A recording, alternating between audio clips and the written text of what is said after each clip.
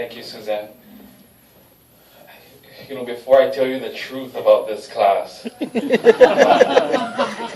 behalf of this class, first, we're as the beneficiaries of this program, we want to say thank you to some people.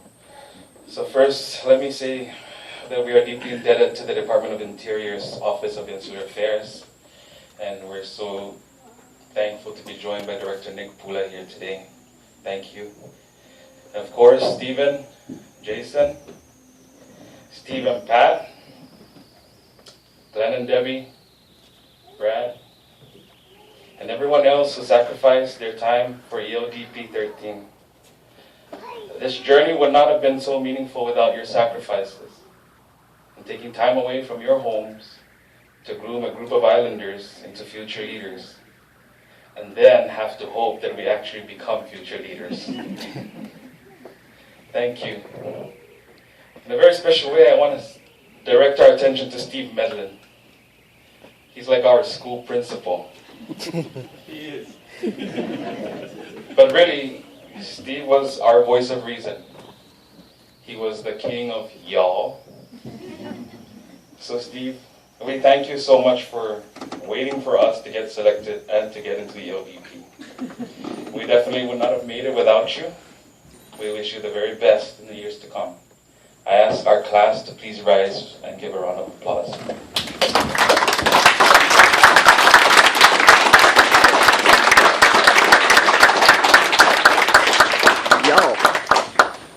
Now, some truth.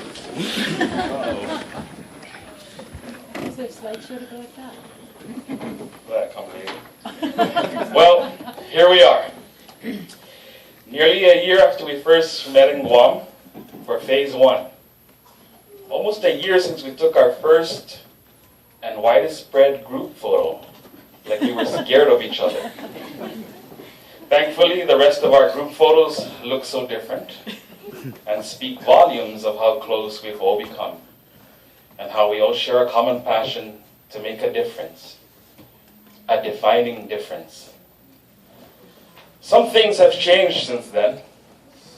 11 months ago, I didn't have a Samoan brother who enjoys Newcastles under blue moons and changes his job like he changes everything else in life. Or a brother from Guam who sings in dark corners. Or Kashwayan sisters, so full of energy, a stark contrast from that of a sleeping lady. Even more interesting, a Yapese representing Pohnpei, and a Pohnpeian representing Yap. These are all true.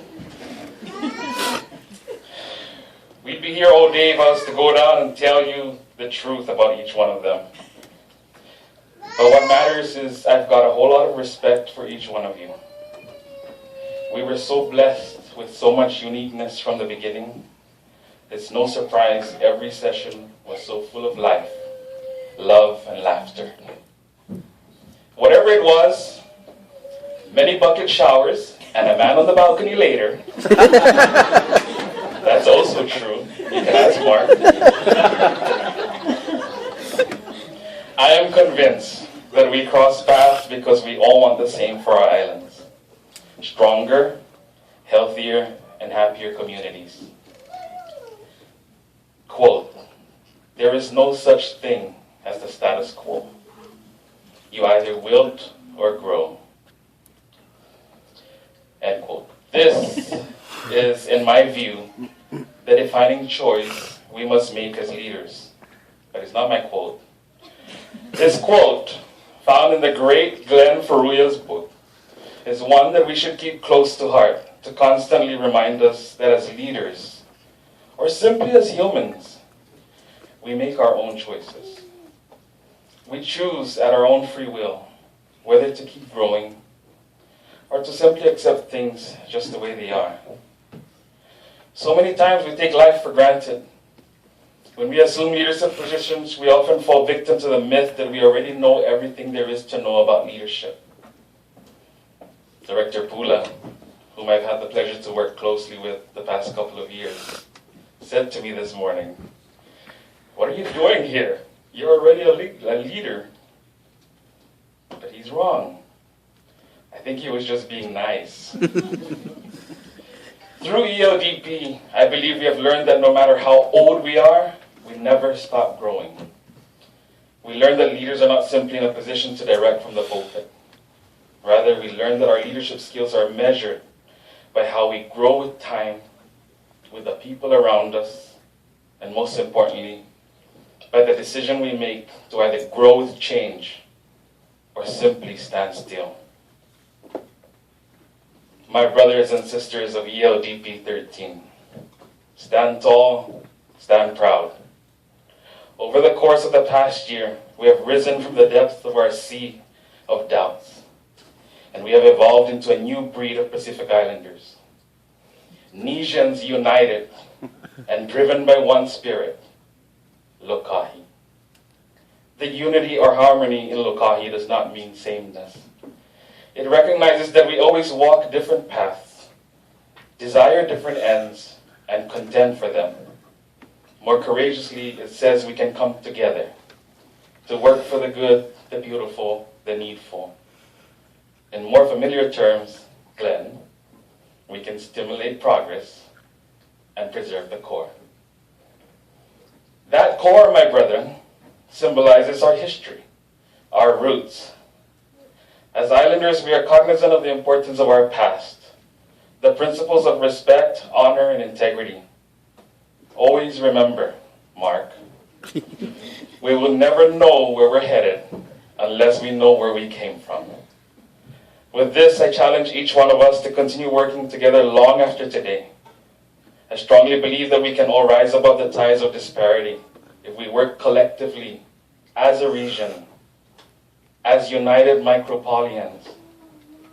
Change begins with us. Many drops of water make up the ocean that unites us all. And we are all voyagers aboard one canoe. We are family, and together we shall deliver, we shall prevail. This is it. We survived Nikpula. It has been a thrilling ride with all y'all. A one-year journey with island men and women who share the same vision for our future. To leave our islands better than we found it. Thank you. Mahalo. Fa'afetai telelava. Kalangan. Masulang. Komotata. Kawangar. Kulo. Kiniso. And as we say in the Marianas, Olomwai and Jesus Masi. Thank you.